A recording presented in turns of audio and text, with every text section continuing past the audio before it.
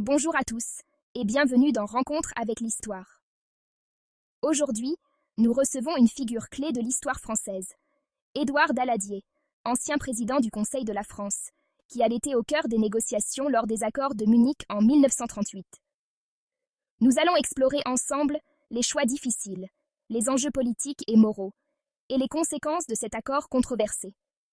Monsieur Daladier, merci d'être parmi nous.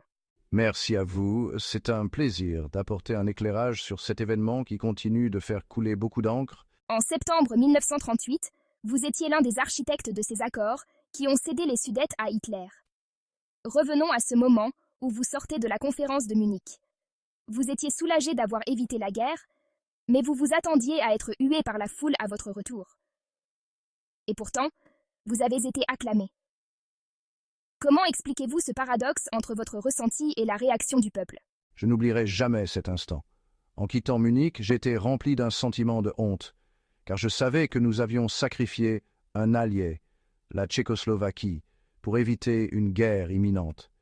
Mais en arrivant en France, j'ai été accueilli comme un héros. Pourquoi? Parce que la France, tout comme moi, portait encore les cicatrices de la Première Guerre mondiale.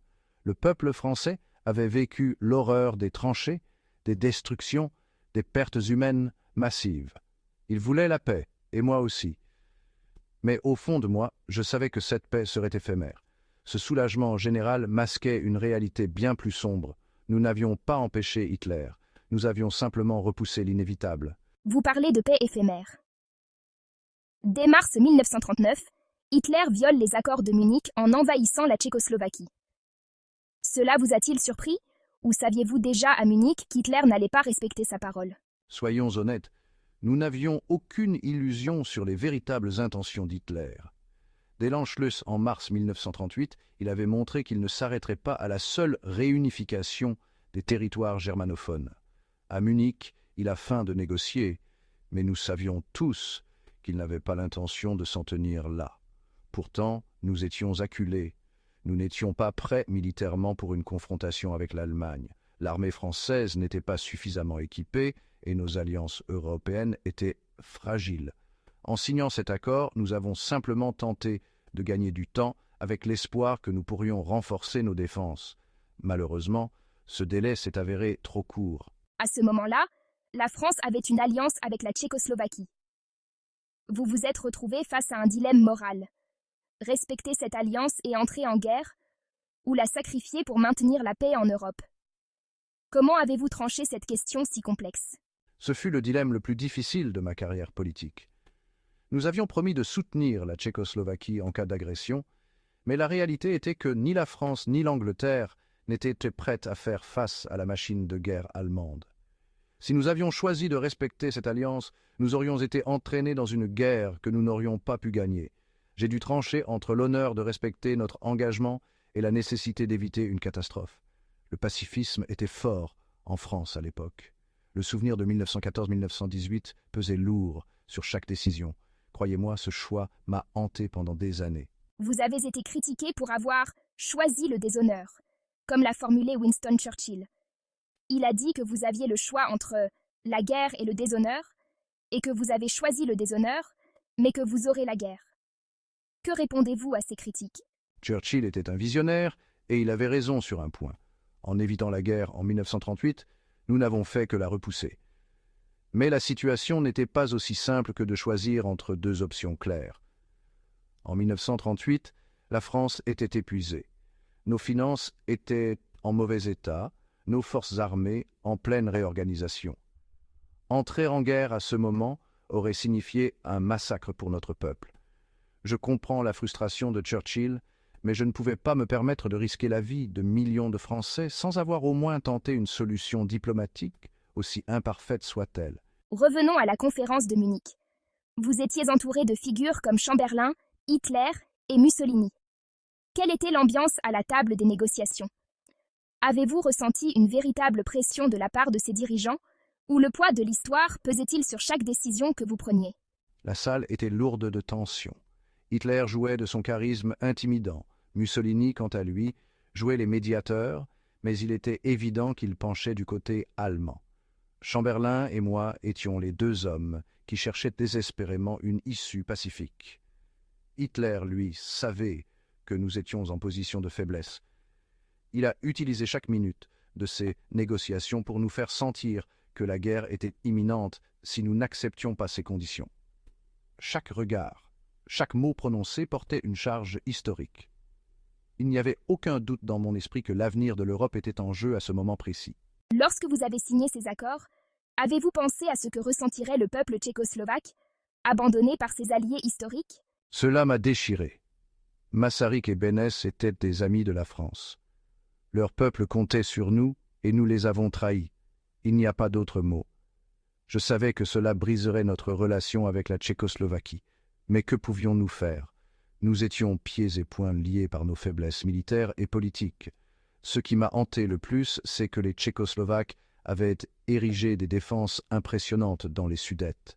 En les cédant, nous avons non seulement abandonné un allié, mais nous avons aussi donné à Hitler une position stratégique cruciale pour la suite de ses ambitions. Justement, en parlant de position stratégique, vous saviez qu'en cédant les Sudètes, l'Allemagne prenait le contrôle d'une région hautement fortifiée et industriellement importante pour la Tchécoslovaquie. Comment avez-vous évalué cet aspect militaire des accords? C'était un des éléments les plus critiques. Les Sudètes n'étaient pas seulement un territoire germanophone, c'était une région riche en industrie, en ressources naturelles, et surtout un verrou militaire essentiel pour la défense de la Tchécoslovaquie. En cédant cette région, nous avons laissé le pays vulnérable. Nous savions que cela affaiblirait leur capacité à résister à une future attaque. C'est pourquoi nous avions demandé des garanties internationales. Mais ces garanties n'étaient que des mots sur du papier. Nous l'avons vu quelques mois plus tard, quand Hitler a envahi le reste de la Tchécoslovaquie sans que personne n'intervienne. En mars 1939, Hitler annexe toute la Tchécoslovaquie. Et quelques mois plus tard, en septembre, il envahit la Pologne, déclenchant la Seconde Guerre mondiale. Vous avez finalement dû affronter ce que vous aviez tenté d'éviter. Comment avez-vous vécu ce moment où la guerre est devenue inévitable?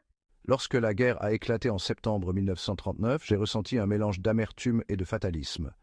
Tout ce que nous avions essayé de repousser en 1938 était finalement en train de se produire.